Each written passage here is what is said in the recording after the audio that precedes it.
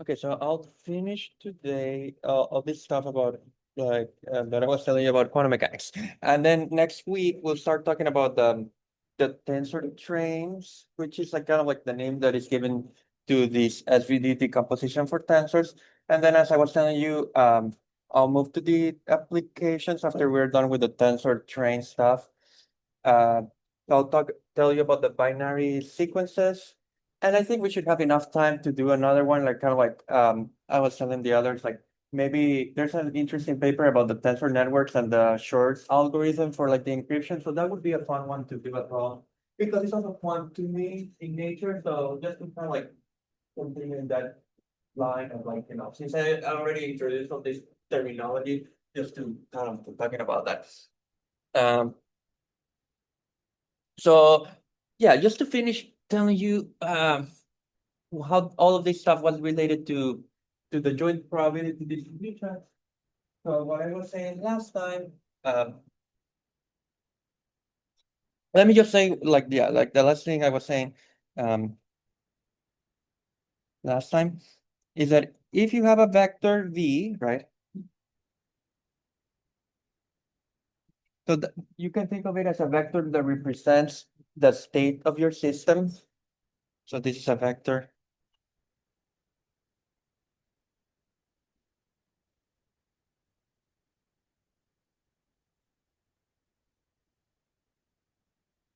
The state of your system.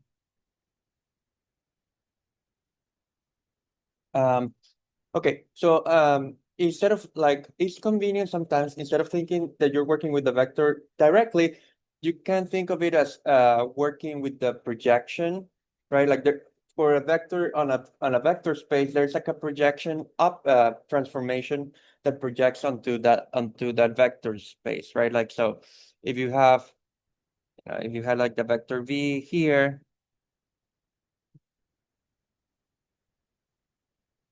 and you have a vector U, right? There's a projection matrix or like projection operator, sometimes how they're called, um, that projects onto the vector onto this line. And that is the projection that I call P sub B. Yes. Oh, okay. Yes. Let me see. Wait. Do you want to come here and take a picture and like last time?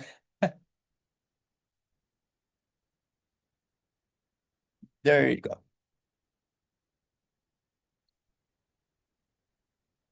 Okay, cute. Let's see. Okay, so then the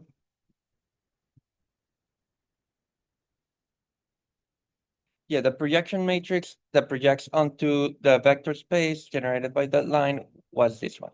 Okay. And I told you that in terms of in tensor diagram notation, if you want to have like a symbol for this one, you can kind of like it's going to be a matrix, right? So it has to have two indices.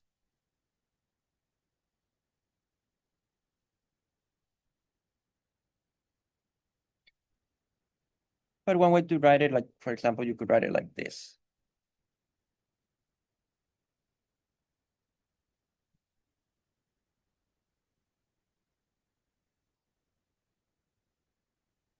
You just I think about it as a spin representing a single thing. Uh, but it is kind of like a convenient notation for what I'm going to say in a moment.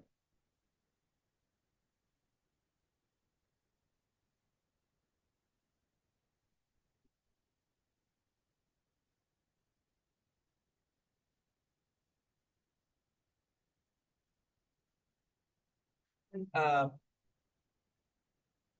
what I was telling you is that Hi, hello. hey, how's it going? Good, you hear Yeah. me? Yeah, sorry. I've just been feeling really sick No like worries. today.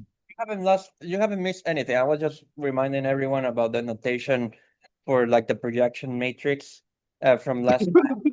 Yeah, All right, that's good. yeah.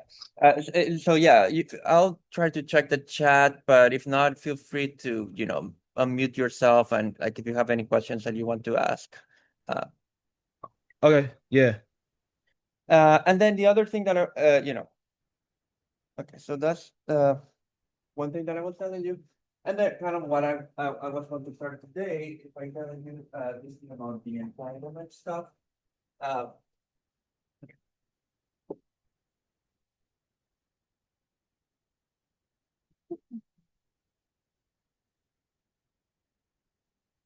and again, I'll do it more like from this cubic perspective because like that's kind of like useful for some of the other things we'll talk about later for our applications. So you have two people or two systems, right? Alice and Bob, right?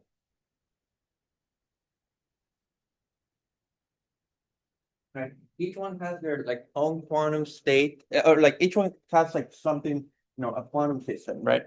So each one has a quantum system.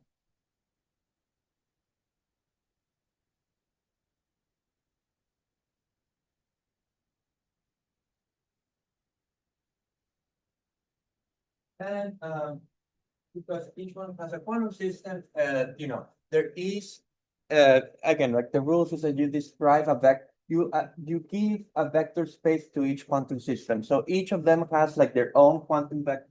Each of them has their own vector space. So I'll call VA the vector space of Alice and V sub B the vector space of Bob. So these are like the vector spaces for their quantum systems.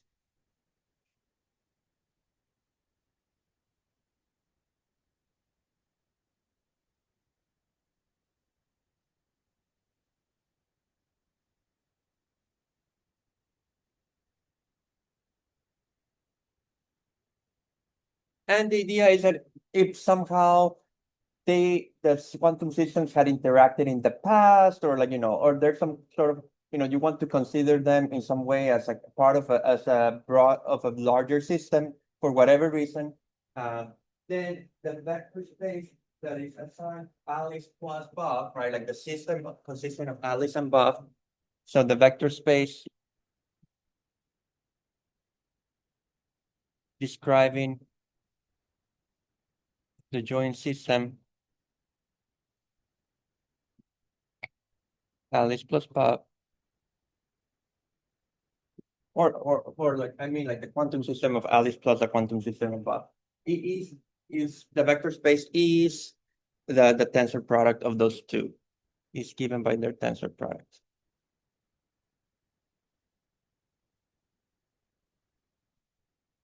And I'm going to be a bit more concrete in like 2 minutes. So like I'm about to show you what I mean.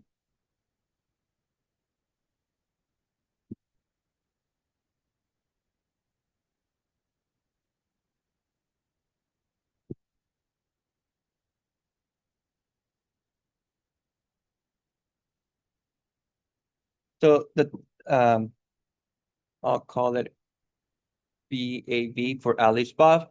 It's just a tensor product for the space of the space of Alice tensor with the tensor with the vector space of Bob.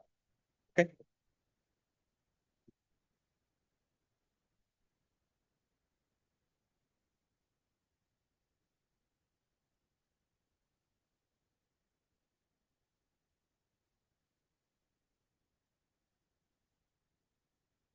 So that's why the tensor product is such an important idea in quantum mechanics because it describes composite systems, Um, I'll give you two examples. I'll give the qubit example, which is the one that I care more about, and the wave function example, which is also like a fun one, like to think about.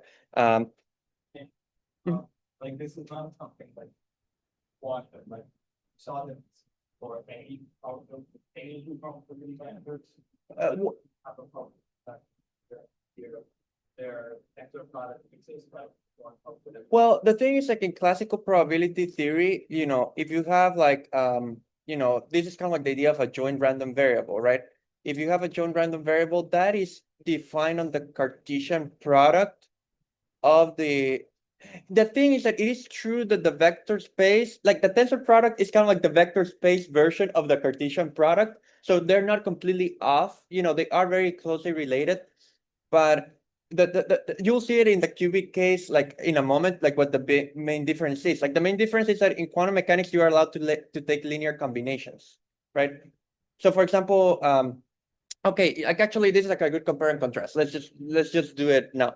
Okay, so like yeah, I'll kind of like show you what the classical perspective is versus like the quantum perspective. So in the classical perspective, right? Okay, I'm glad you asked me this. Okay. Okay. Let's say Alice and Bob each has like a classical beat. By a classical beat, I just mean something that could be in one of two states, right? Typical convention, like 0, 1, right? So let's say Alice and Bob each has a classical beat.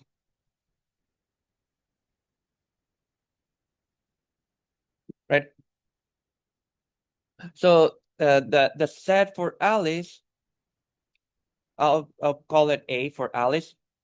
She could have like the bit 0, or she could have the bit 1, right? And the set for Bob, he could have the bit 0, right?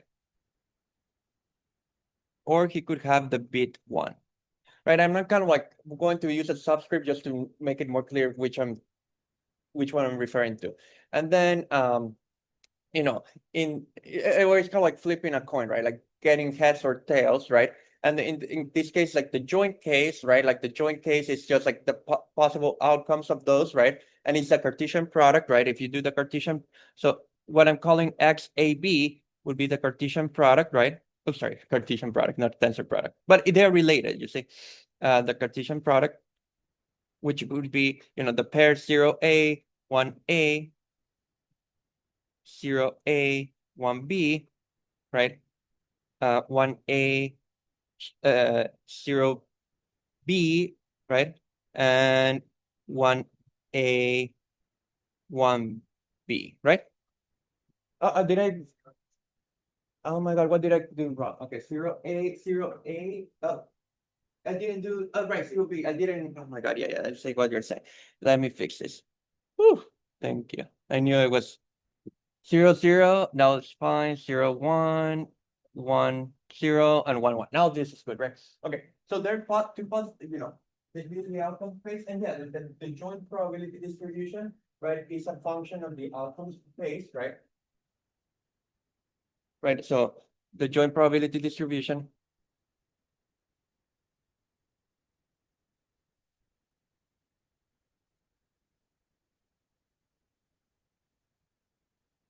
is a function. Let's call it P of ij, right?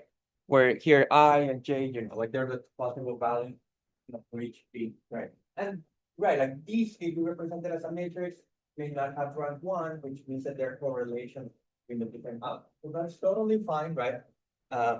Right. So as a matrix, this would be P, P11, P12, P21, P22, right? And that can still describe correlations between the different systems, right?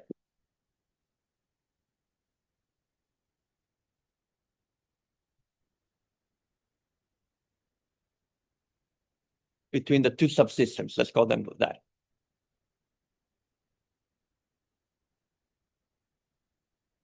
So far, so good? Okay. Now, the difference is that in quantum mechanics, like even the space itself is way more, is bigger, because in the quantum case, right? So what is the quantum case? What is one, like, probability of 0A times probability of 0? Only if they're independent, right? Right. Only if they're independent, exactly. So, I mean, you could imagine, I mean, like a stupid example, that you have a coin, I have a coin, but they're connected by a string. Right. So when I throw one, like we throw them both at the same time, but like the stupid string gets in the way and creates correlations. You wouldn't expect necessarily the outcomes to be independent, like based on how, you know, how much of a nuisance that string is, right? So the tensor product is the joint probability distribution. If the events are even. This can be expressed as a tensor product of probability vectors if the random variables or the events are independent. Yes. Right. Exactly. Now, in the quantum case, right? Now, oh, sorry, I just saw your question on the chat. So, right. I'm going to say that like BA and BV are the vectors who's made out of the bits qubits 0 and 1. Yeah, it's a little bit more tricky than that because it's a vector space, but those are the bases, right? So, Okay. so BA, right? Is What are the values like is what's like the difference between XA and VA in this situation? So okay, I'm about to okay, let me say it now. So the difference, right? Okay, the difference is that VA is going to be a vector space, right? And it has a basis, right? Every vector space has a basis, right? With basis, and the basis is what we are calling I would call 0A and 1A, for example, right? The difference between that and just XA is that because this one is a vector space, you can take linear combinations of those, right? So for example, this one has other things besides these two vectors. It has like, for example, like a superposition, which is actually what they call them. So it has things like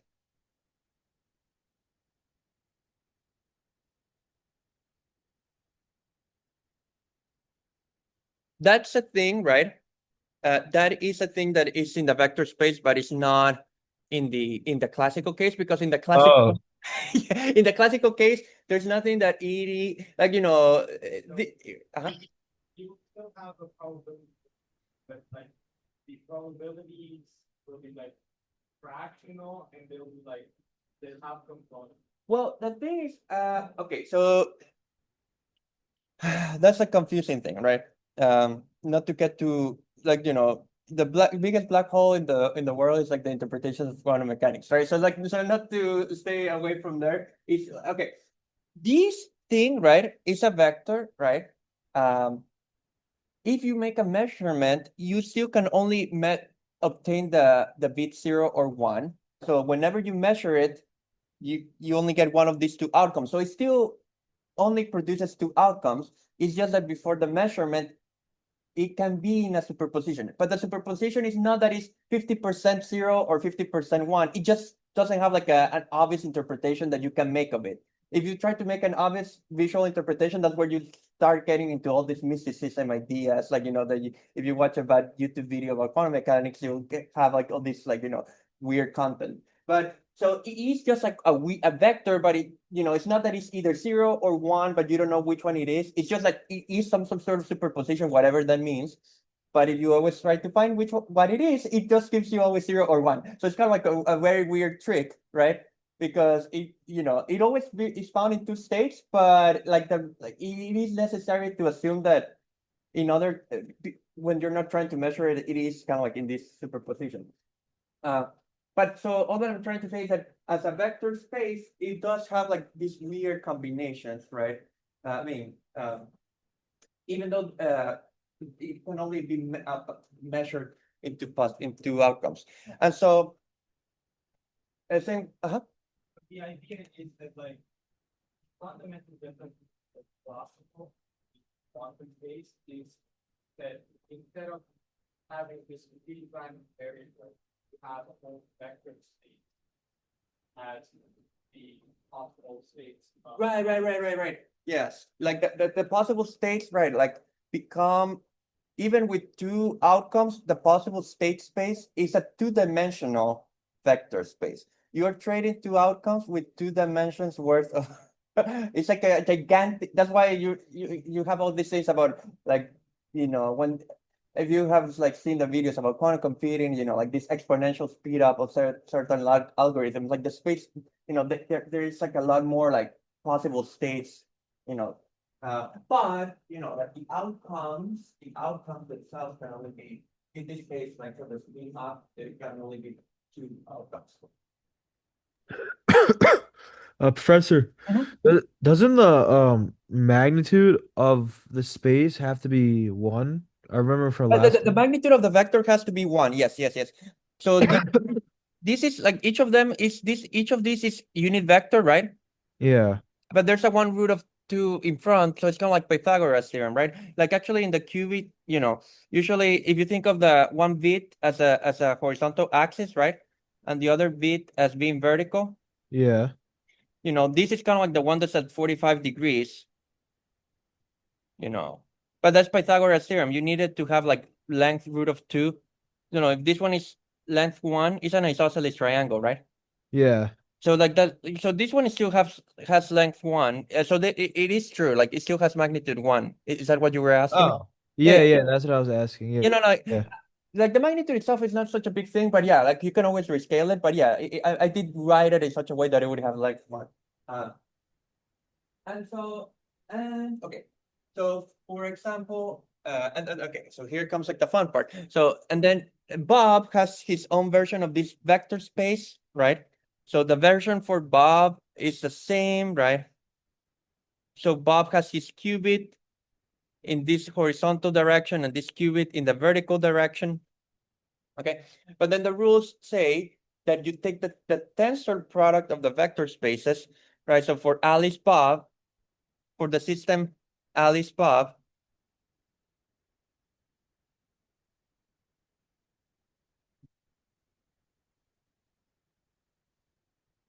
you're doing the tensor product of these two spaces. Okay, and what does that have? It has as a basis, right? As a basis, it has those four possible combinations, right? Like the basis, I think we talked about that, when you have two vector spaces, the dimension of the tensor product is the product of the dimensions. So this has the dimension of the tensor product is equal to the product of the individual dimensions, right? And a basis, so it's 2 times 2 in this case, which is 4, right? So you see also how it grows exponentially, if you had like 3 or 4 systems. And so the basis is given by,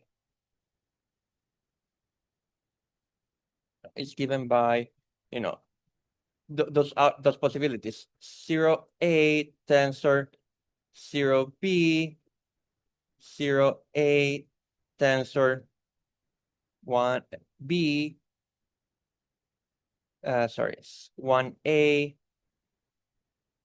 tensor 0B, and 1B tensor 0B. Sorry, my God, no, this is the worst. 1A, 1 with 1, right?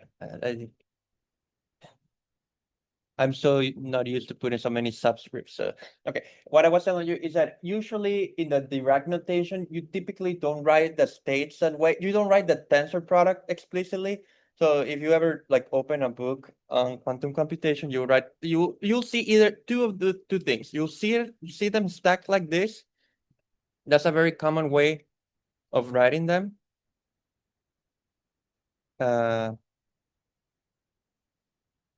Just because it's kind of like annoying to have the times in between them. Or you just concatenate them, you also will see them written this way. So it's kind of just getting used to, different ways of writing the same thing. The last one is going to be very useful when we talk about the application to the binary strings, because they're like, we will do kind of like a tensor product, and then, something like that will be happening.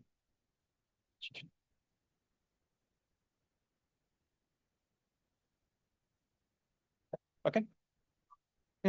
So the combined state is also a vector.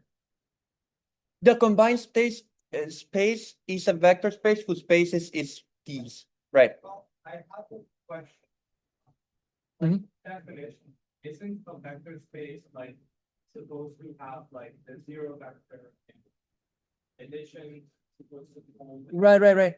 But right now we're constrained on a surface that has a length. So okay, so I mean that's what I was saying that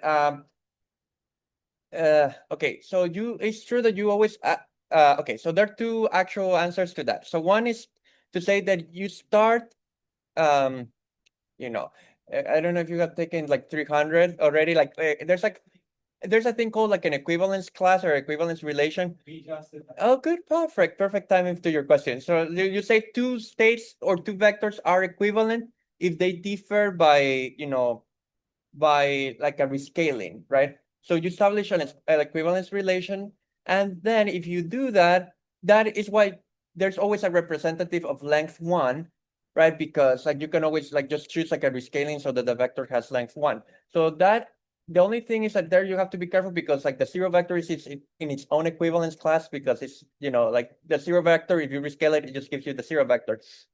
But yeah, so the one way to think about it is that you can start with the vector space because the vector space is nice, but then you take the equivalence classes and then you work with those. So that the equivalence classes wouldn't be a vector space. I agree with that. But like it's kind of like a nuisance, like that is not such a big thing because you can always do a linear combination and then rescale it so that it has length one. So it is a little bit of like, you go back and forth with both ways of thinking about it, but the important thing is that the Schrodinger equation is a linear PDE. And so, you have this, like, if you have two solutions and you add them, it's still like a solution, right? And then you can always rescale it so that it has length. You kind of like find the vector first that you really care about and then rescale it, which is actually what I was doing here. Like, I wanted to do that, right? That's what I wanted to do. And then I just thought, what is the length of that vector? And then I just rescale it so that it has length one. It's like, Right. but at the end. Exactly. Like you're essentially like treating it as a vector space. In quotes, right. Yeah, but then like after you're done with everything. Exactly. Yeah. Or another way to think about it is that it is a vector space, but then like multiple vectors represent the same state, like those which are rescalings of one another. Right. Yeah. So it's like, I mean, like it really doesn't cause any confusion in the end. Like, you can always be careful if you need to, but it is like a very common way of talking about it. The important thing is that, uh, so from this perspective, any right. So what happens? But still, like the idea is that a vector, for this composite system, there is a vector that describes. There's a vector in the tensor product that describes the joint system, right? So I'll call it psi. Just to use like So there is a vector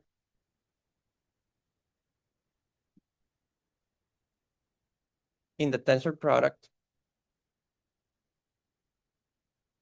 which describes the composite system.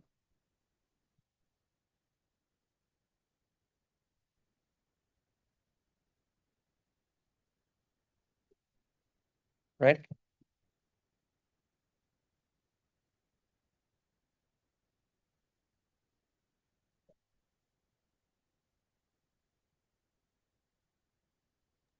Professor, Yes. is VA and VB are they like are they tensors that hold multiple vectors in them, or are they just vector spaces? These are vector spaces. Sorry, I should have I'm trying to make them more like uppercase. Okay. Yeah. I mean, I'm not putting an arrow, so I mean, I was trying to be consistent with the arrow stuff, but yeah, like I'm referring to vector spaces. So So how do you even apply like a tensor product on a vector space? that just means to. What does it mean? That's a good question. I don't know if I had said that explicitly. What does it mean? It just means that you take the tensor products of individual vectors, you know, of the vector Of the space. basis vectors of the basis of Well, the space? you can just do them. I mean, let me do a picture, right? If Okay. this is the vector space A and this is a vector space B, right?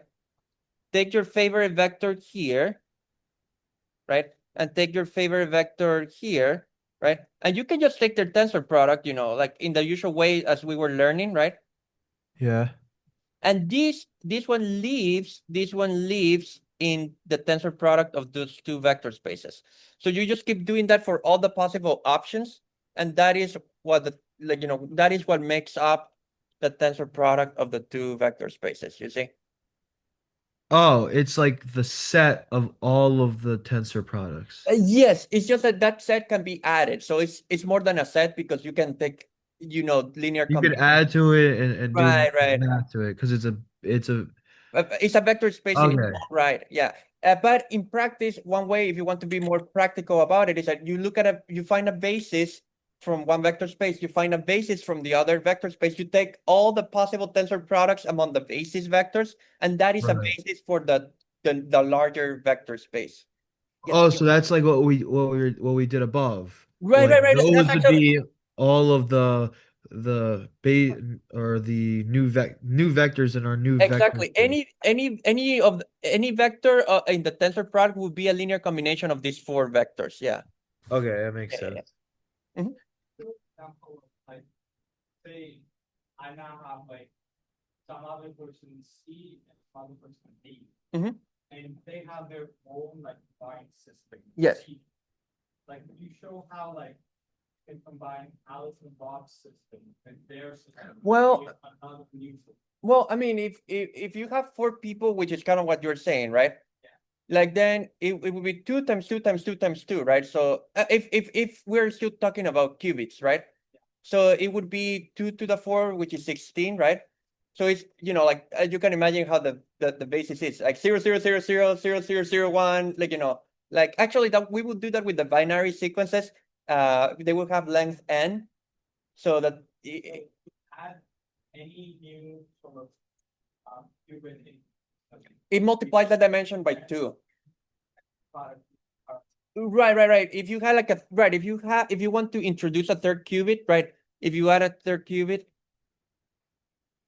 Charles, that's I think the quantum computing literature is always Alice Bobs. I don't know what's next, but let's say Charles because I don't think that's uniform. Add a third qubit. Uh, then like you just do like the four original, like you take the four ones and each of these could be tensored into different ways, right? These each of like I'll just do it diagrammatically, right? Like each of these could be tensor either with the 0 of Charles or the 1 of Charles, and the same goes for each of them, right? Like that's why it kind of like branches. It's kind of like a tree, it kind of like branches out always, and that's why you end up with like 8 possibilities in this case, right? So and like just to kind of like write like the first two, that would give you 0A, 0B, right? 0C. That's one.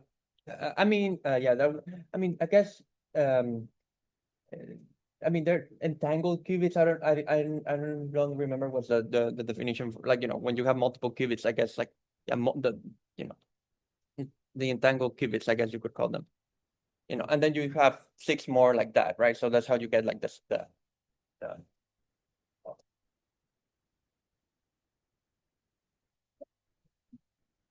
No, this is important because we'll use it for our application. So it's going to kind of like get the notation out of the way. Yeah. But okay, and then here comes the fun part, because yeah, like the fun part is that you can take linear combinations. So for example, let me give you two different vectors. Let's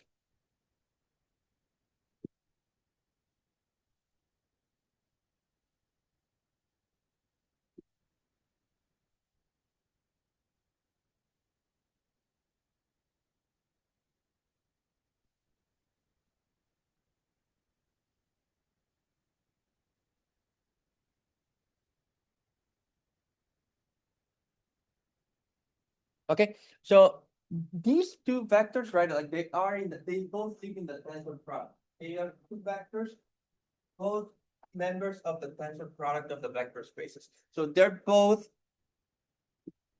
members of VA tensor V sub B. Okay.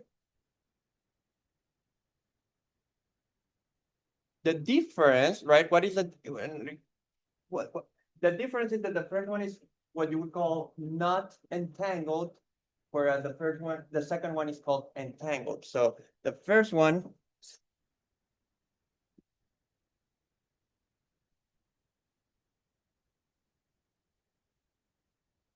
And this one is called entangled.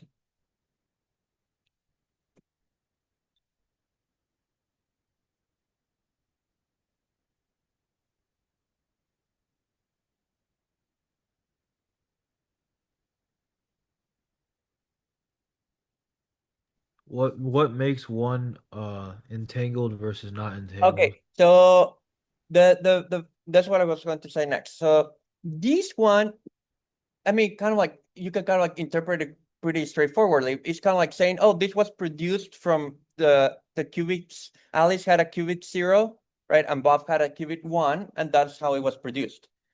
This other one, so like what makes this not entangled is that you can kind of like assign an individual vector to Alice and Bob. So it's kind of like produced from one vector of Alice and another vector from Bob, from one vector from Alice and one from Bob. For the next one, you cannot find. This is not. It's not the same as the tensor product of a vector that Alice has and a vector that Bob has. So this is cannot be written down as a tensor product of two vectors. So let me write it here.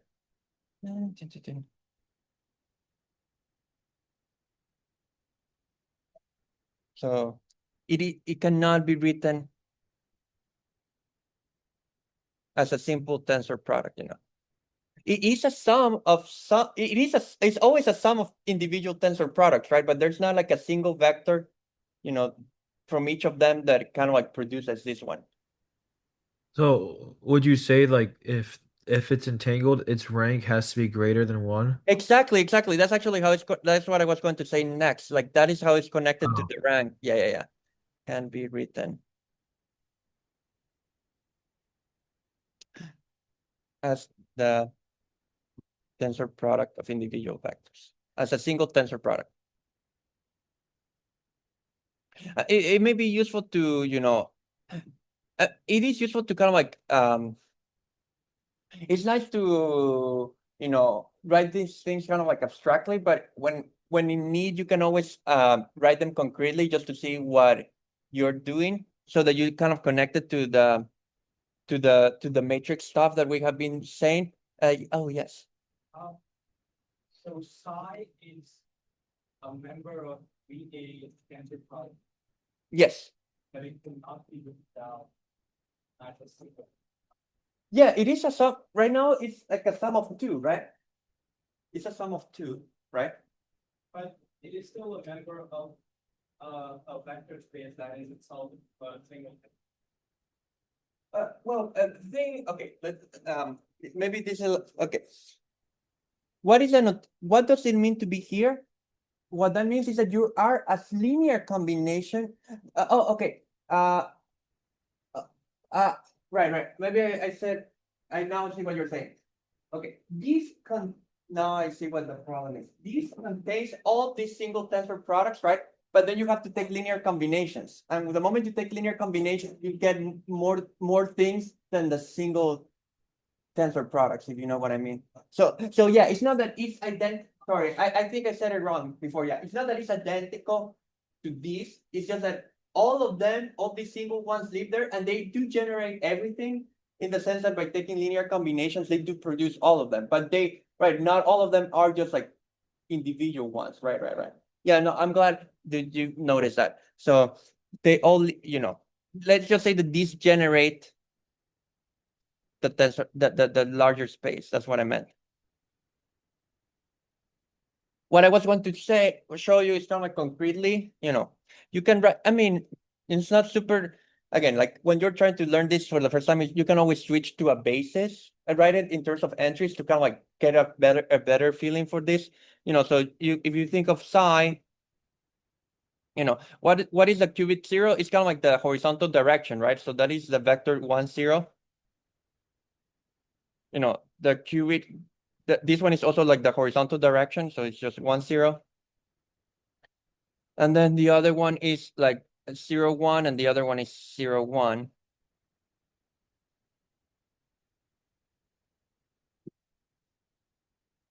Okay. So if you do the tensor product, right, it just gives you 1, 0, 0, 0, and the other one gives you 0, 0, 0, 1. And then that's just 1 over root of 2 of the, of the identity matrix, which has like rank 2, right? So that's why it cannot be written as a tensor product of 2 individual vectors, right? So that's rank 2.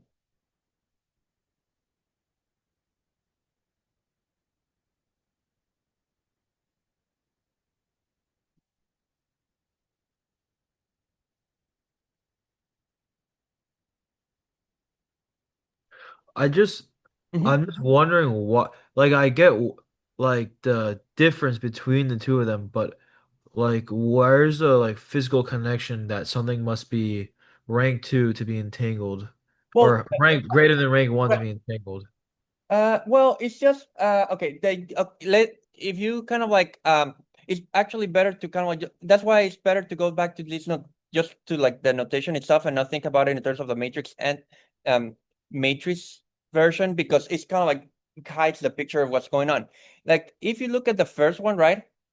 Uh, the idea is that in the first one, the interpretation is that it's saying that Alice has a qubit which is 0 and Bob has a qubit which is 1.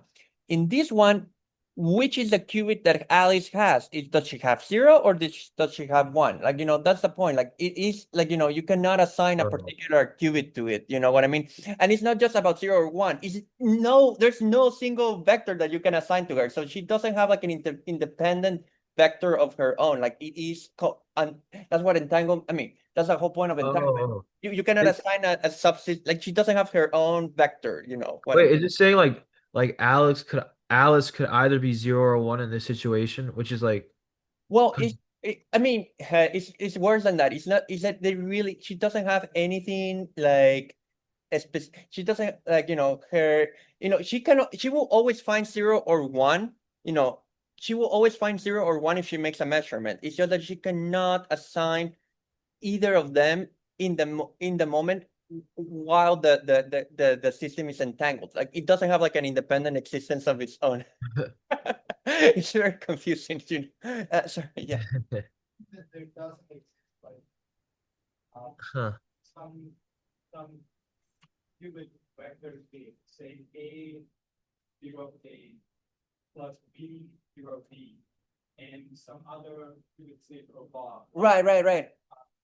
A 0 robot. Yeah, yeah. And if you get the product those you have that. Right. That cannot be found. Yeah. That exactly. That's what it's saying.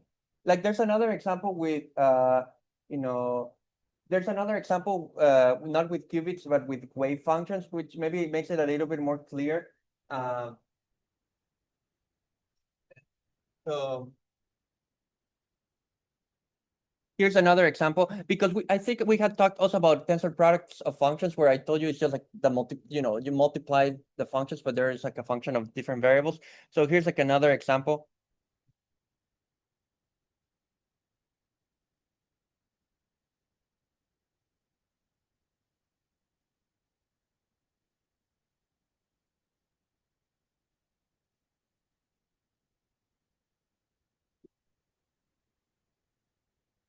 So a wave function is just like a function, like I mean, what makes it a wave function is it satisfies a wave equation, but that doesn't matter for us, right? So you in another version, like Alice, instead of having a qubit, she would have like she could have like wave functions.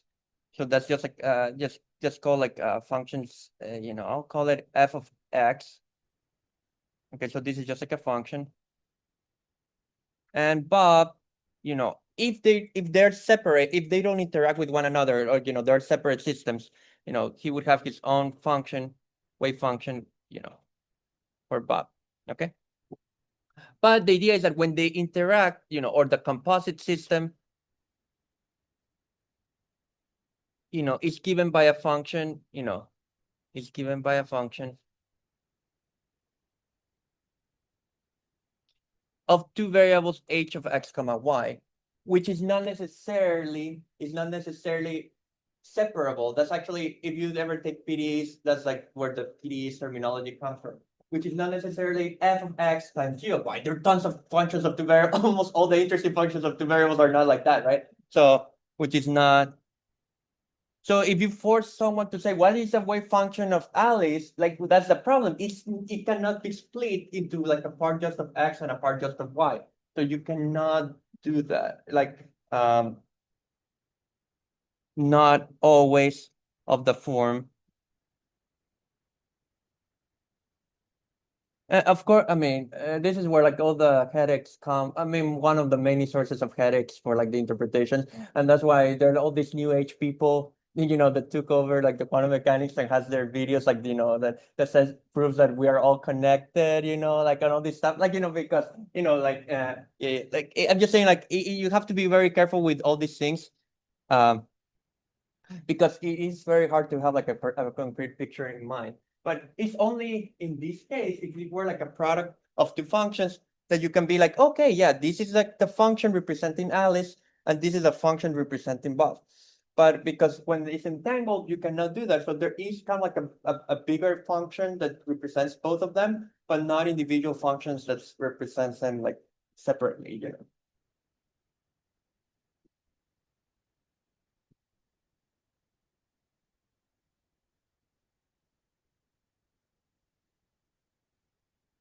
Yes. Well, okay, so let's see. If what I was going to say next is what's the next best thing that you can associate to each of them, which is the analog of the marginal probability.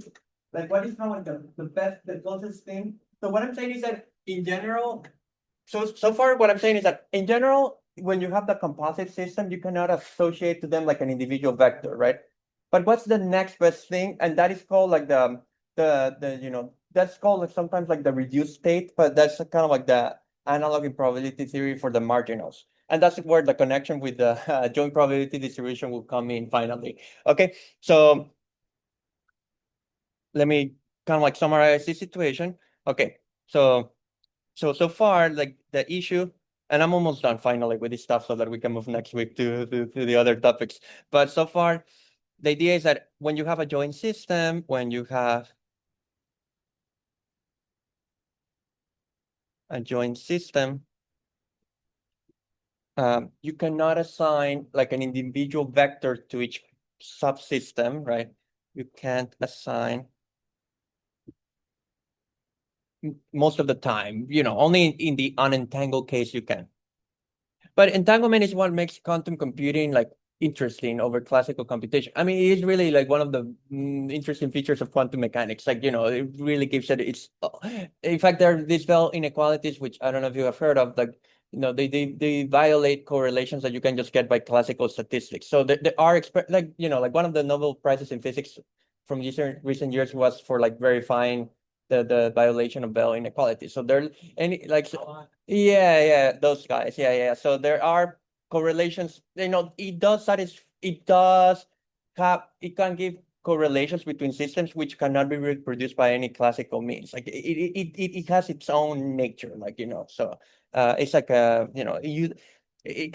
takes some time to get used to it, but if you're careful, like you can kind of like take a lot of advantage of it. Um uh, uh, uh, uh, uh, an individual vector for each subsystem.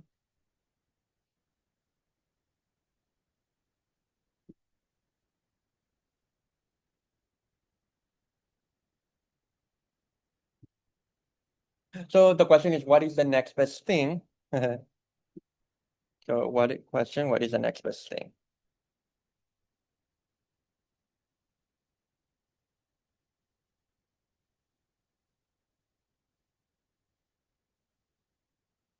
So the next best thing is called the reduced the reduced state, or which is an analog of finding the marginal probability. So that's how you should think about that.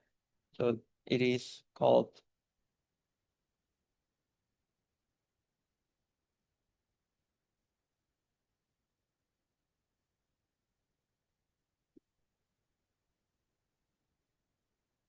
and this is like the analog of finding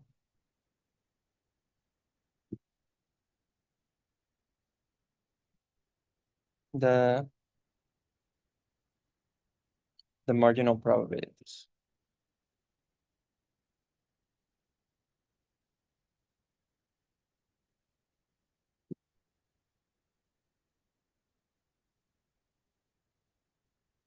I mean, I'm really not explaining between all these stories, just enough that it makes that connection with, what we were saying before with the joint probability to make it more clear.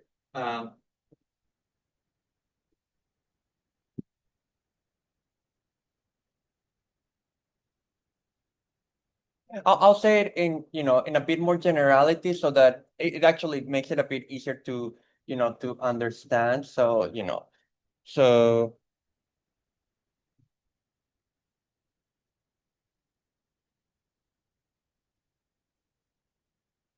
Okay, yeah. So okay. So just to explain what the idea is in the remaining minutes. So let's say that and that will make the connection with the joint probability distribution a bit more clear. So if Alice had like the vector space, right? Let's say that her basis was, V1A, V2A, up to VMA. Right, so Alice, like, I mean, in the cubic case, she only had like the base and vectors. And the same quantity in general, she had n vectors, right? Just to kind of like do it a bit more general.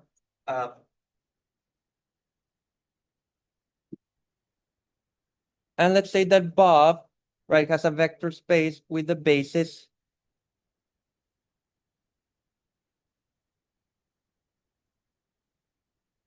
V1V, V2V, V and V, right? So the dimension of the vector space for Alice is n, and the dimension for the vector space of Bob is n. So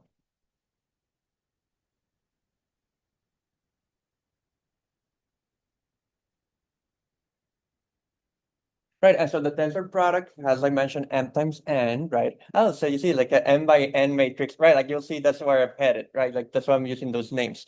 So the dimension of the tensor product is m by m.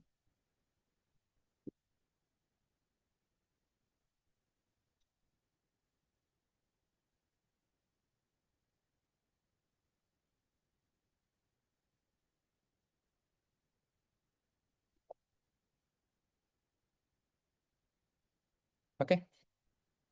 And so the idea is that the vector itself, okay, so any vector, right? If you have a vector which describes a system, right? Which describing Alice plus Bob, that is a linear combination of the basis vectors, right? So it's a linear combination, it's a sum over I and J, right?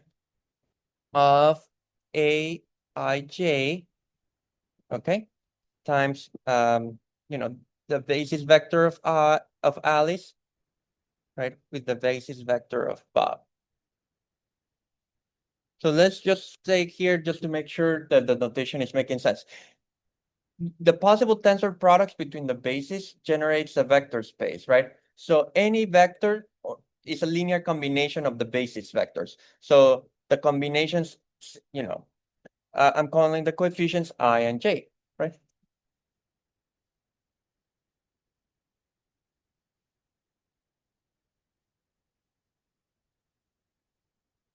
By the way, you can assume that let's say that these are orthonormal bases just to make my life easier, orthonormal bases. Both of them.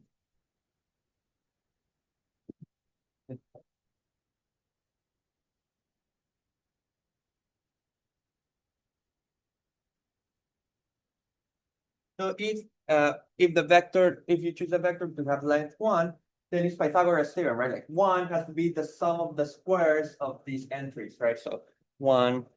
What does AIJ refer to? Well, I mean, that's just like the name I'm giving to the coefficients, right? Oh, okay. Because Right, right, right. it's just any coefficient because these are bases. Right, right, right. Right, because those are bases, like it has to be a linear combination of the Yeah. coefficients. But I'm using the word I strategically. I'm using the letter A strategically for what I'm about to say next, because Ah. since this one is had to be a unit vector, right? If Yeah. if you want this to be a unit vector, if you choose a vector, the basis vectors to be orthonormal, then these are orthonormal vectors. And so it's just Pythagoras theorem that says, again, it's Pythagoras that would say that one is, it's just, like the sum of the squares of these entries. So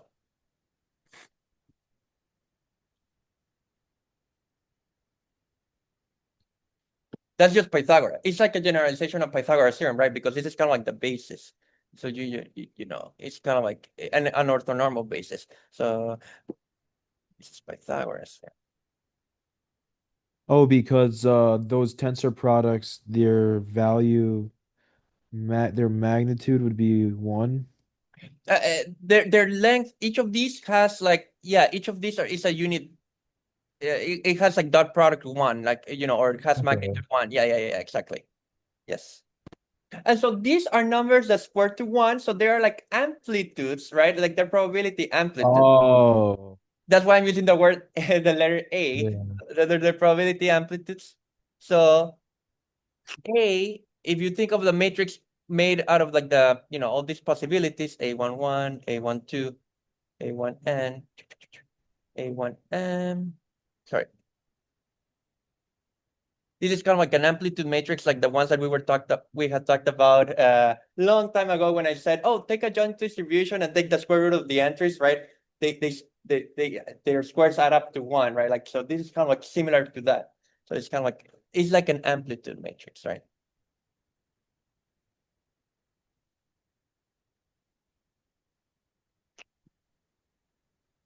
Okay.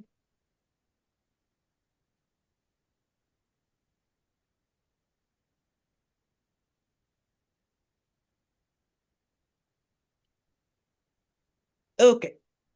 And now comes the magic. So, which is why having the tensor diagram notation is not like a nice thing to have, because again, this vector psi, this thing has two indices, right? It depends on I and J. It has two entries, right? Like, which is, you can kind of like see here because it's determined by these coefficients, but these coefficients depend on two entries, like, because it's being formed from vectors from Alice and vectors from Bob. So if you think about it in terms of tensor diagram notation, right? Like, I'll just kind of like draw the vector psi this way.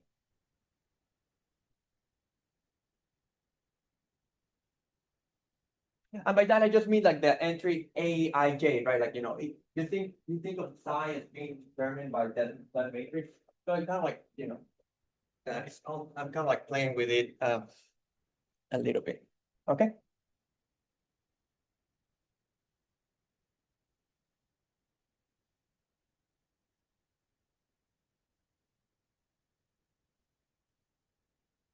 But okay, if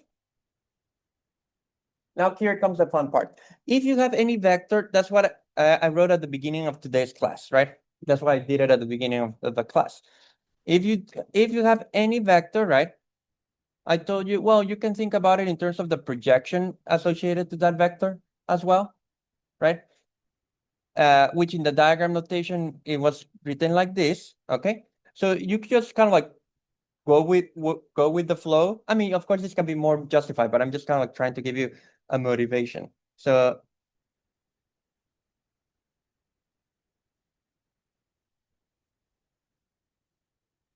if in terms of diagram notation, it would look like this. Sorry, like oh my God. Wrong. I mean, yeah, I should have drawn it actually. I mean, it's fine to draw it like this, but like, doesn't matter.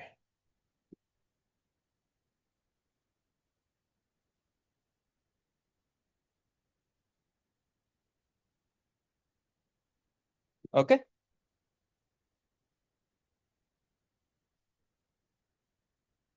So there are two ways you could think of, there are four legs here, right? So there are two natural ways to close them up. If you close them up like this, right?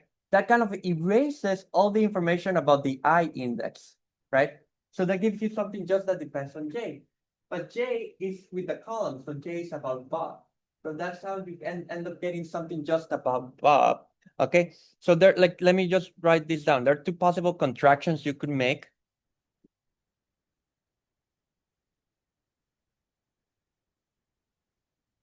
Okay, so I'll copy paste this, you know.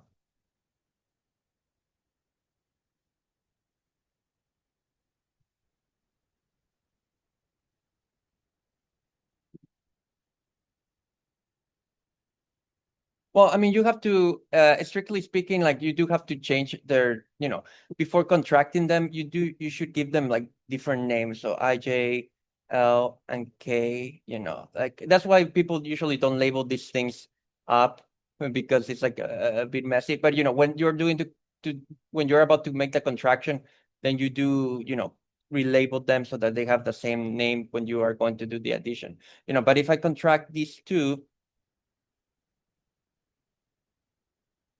the important thing is like these index I and L, like I didn't write it here, but this is related to Alice and this one is related to Bob. Okay, because Bob were the columns, right? Bob had to do with the number of columns, so that's J, right? J is controlled by the number of columns. Okay. So if you contract, right? If you contract, you're going to get something that only depends on Bob. So this, this erases. Oh, remember that a contraction is like a sum. So it's kind of like margin. It's similar to marginalization. You see. So this sums over Alice. Sums over the indices of Alice. So this sums over.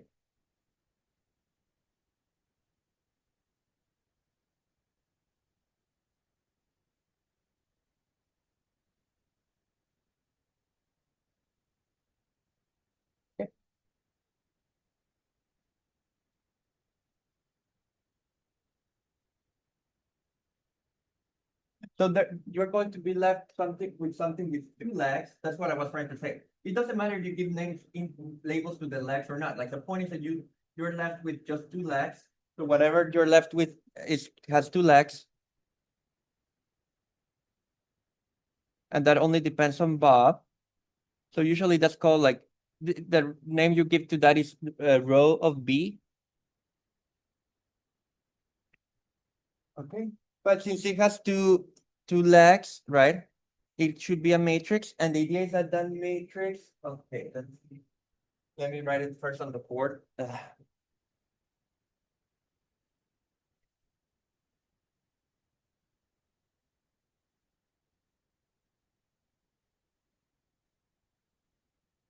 Okay, so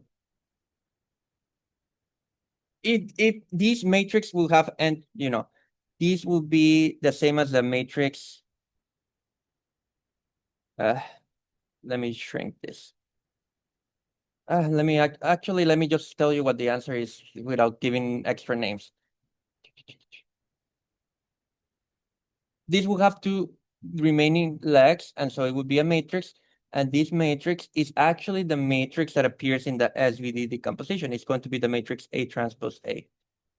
That's kind of like, I mean, you have to prove this, of course, but it's kind of like, not, I mean, we can, I could try to put it as an exercise. But if you think about it, and that's why I was checking like the things that n by n matrix. So n is again related to Bob, number of columns. This gives you n by n matrix. And this one, if you close it up along the J, if you close up these two last ones, you're closing it up along Bob. Okay. Okay, so you're summing over all the information coming from Bob, kind of like a it's called like a partial trace, by the way, if someone wants to name of this operation. So these are called partial traces. So here you sum over all the information from coming from the system from Bob, and then you're left with something that only depends on Alice. And the matrix that you get is A transpose. But those are like Oh, matrices are that. we Mhm. are we assuming that like the phi is matrix A and then A Oh, transpose? so you're assuming that the psi, this one is called psi. This matrix psi, right? Yeah. This is determined by the matrix A. Yeah. So I'm kind of Oh, okay. I'm kind of being a little bit sloppy with the notation, but it's I mean identifying the psi with the matrix coefficients that represents it, but it's not such a not very such a common thing to do. All that I'm saying is that if you can like think about doing the projection thing with the psi that we were talking about last time, that Yeah. artificially duplicates the number of legs. So now you can close them up in pairs. So when you close them up in pairs, you end up with matrices, and the matrices that you end up getting are A transpose A and A transpose, which are the same matrices as the that you have to consider when you do the SVD for an Yeah. So that is kind of like the connect. That's it maybe it seems like a long detour, but it's a useful detour because like that way also forced us to go discuss some of this terminology about quantum mechanics, which would be useful later. But that makes it more natural because it is not kind of like out of nowhere that you look at the joint probability distribution and take its square roots and then do this all this stuff. It is literally kind of like what you end up doing in quantum mechanics if you want to. What's the next best thing that you can assign to a subsystem? In quantum mechanics, it's actually these matrices. Like they're called like the reduced matrices. And they're called mixed states, but there's a little bit more terminology that I don't want to get into. But what I'm saying is that the next thing that you could, so you cannot assign a vector to Alice, but you can assign some sort of matrix to Alice. And this is the matrix that you would assign to Alice, Bob. Um, so this one is for Bob. So this one for Bob. I'll put some examples so that you can kind of like get some intuition. So this one is assigned to Bob, Hmm. and this one is assigned to Alice. But yeah, it's called like partial traces, as I was saying. So like the one that's like assigned to Bob Mhm. kind of dictates all the possible state that Bob could be in, and Uh, likewise for Alice. right. It's basically what happens is that uh, it's not going to be a vector, but it's not a vector, but it kind of gives you the probabilities for all the possible vectors you could assign to Bob in a sense. So Okay. yeah. It's a bit tricky. I'll put some examples so you can kind of like work it out in some cases so that you see a bit what more concretely what it gives. But it's kind of like um, it's they are like it's kind of like gives you like the probabilities that you should assign to the possible states that you could find Bob or Alice in. It's a like all this stuff has to be always worded in like a very confusing way, but like that's kind of like the idea. Um, and then okay, so this is a good ending for like this particular introduction part. Mechanics. When next time I'll show you. Okay, so next time we're going to move into the tensor trains, which is a really fun part. Um,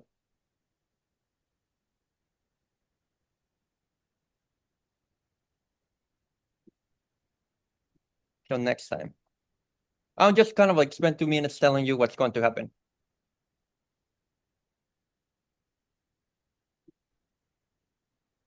So just to kind of like compare and contrast, right? So when you have a matrix A, right?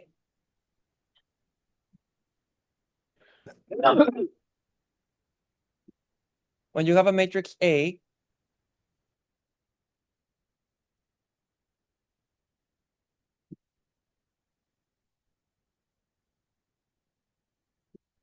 Well, I won't put the names to the labels because if I put names to the indices, then I'll totally mess it up. If you have a matrix A, it has two indices. That's all that we care, right? About. So it has two legs. In the SVD decomposition, right? When you do SVD, you write it as U sigma V, right? Well, I'll write the formula is U times sigma times V transpose, right? V transpose. Sorry about that.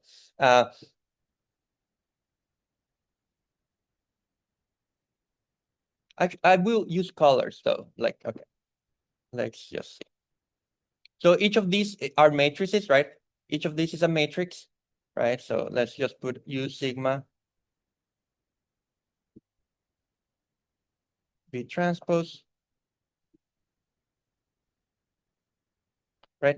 And the idea is that because it's made whenever you do matrix multiplication, you do a contraction, right? I think we have talked about that. So basically you're contracting like one of the legs of U with one of the legs of sigma. I'm going to leave kind of like a tiny gap so that you see that those are like the legs are being contracted, but usually when you do the diagrams, you just close up the gap, right? And then you contract a leg of sigma with a leg of V, right? And then one of the remaining legs ends up being here, and one of the other legs of A ends up being here, right? So basically, the two indices that sigma had were contracted, right? Because sigma is in the middle, right? Because sigma is in the middle, both of its legs were contracted, and then you have to use one leg from U and one leg from B to kind of like finish off the contractions. So that's kind of like a diagrammatic way of thinking about the SVD decomposition. And then what I'll tell you next time is the tensor train, which is like I'll just do it with 4 legs because otherwise it's too much to draw. But like if you had like a tensor, so next time what I'll tell you is like, for example, if you have a tensor with 4 legs, okay?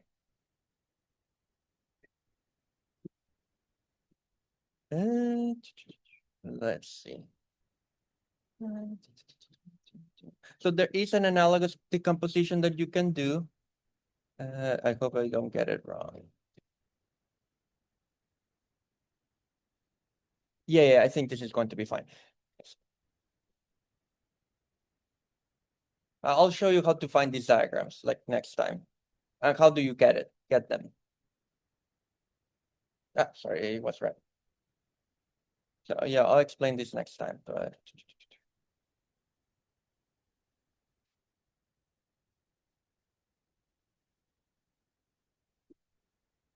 so you can express it as a contraction.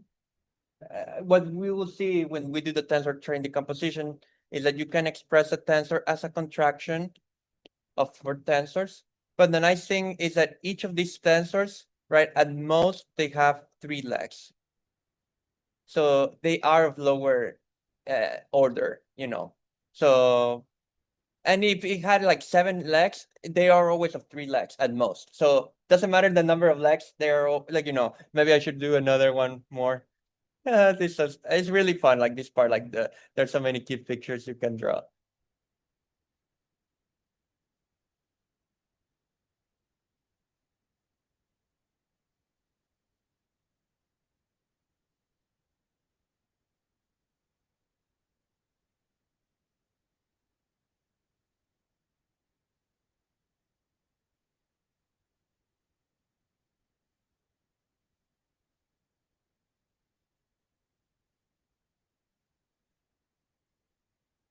So the idea is that no matter the order of the tensor, you can break it up as a contraction of or at most, like the things like the first one and the last one, they're always matrices. If you look at them, the first one and the last one in the tensor train has only 2 legs. So you always start with and begin with you always start with the matrix and end up with the matrix. And then in the middle, you put like a bunch of order 3 tensors. That's kind of like, that's what the idea is. And it will come, you will see what we'll do. You kind of like do like an SVD decomposition. You kind of like, basically there's a trick where you kind of like merge temporarily three of the legs into like a big leg so that you see it as a matrix, and then you apply SVD in the merge version. It's called like a matrixation. Like you kind of pretend that the tensor is a matrix, apply SVD to that, then untangle it again. It's kind of like a back and forth of merging and merging the legs. It's kind of like a fun, it is like a really fun thing to do. So I'll talk about that, start talking about that next time, and talk about what is the advantages of doing that in terms of compression of the fence. Like, it has like many practical reasons for wanting to do that. So I'll explain how all of that works, starting next week. Okay. But yeah, let's finish here because I'm almost done with time. Oh, Ruben, by the way, I did ask about the topics for the Springs 26. Yeah. I think, I mean, I may get one, but it would be on Let's go. Let's Well, go. I don't know yet, but it would be a topological data analysis. That's the one I would like to do. But it won't be a second part to this course, because then if it's a second part, then fewer people can enroll in it. So it will be kind of like a separate, like just like I mean, adjacent, but not a part two to tensor networks. You know what I mean? Okay, Um, wait. What did you think it was gonna be about? well, no, it's like I think you had asked me about like making it like a part two to this course, right? Yeah, yeah, Yeah, but the yeah. thing is, like, if I do that, then I have to make this one as a it, so that kind of like limits the number of people who can take it, and that's too risky. So it's going to be kind of like on a similar topic, but like what I like to call adjacent. So that you didn't have to take this class to be able to enroll in the next one. You know what I mean? Uh, Yeah, okay. yeah. But I mean, if I get it, like, I don't know if I'll get it, but I already talked to the boss. But it would be on topological data analysis, which is like a very fun topic. Ooh, wait, that sounds so That- that- cool. It is, yeah, it's like also a very fun topic. But I'll keep you posted if I what I hear about it. But yeah. So possibly, but I'm still not quite sure. But all Okay. here will have a privileged access of the schedule. So if you want to enroll earlier or whatever, I'll let you know first. But yeah, I'll keep you posted. Thank you.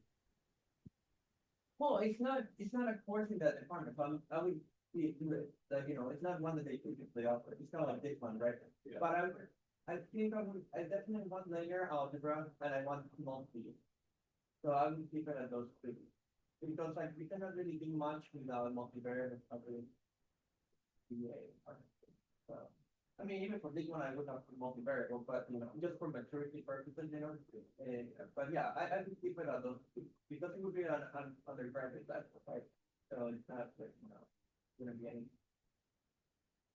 But I'll see. I think it's something that I can.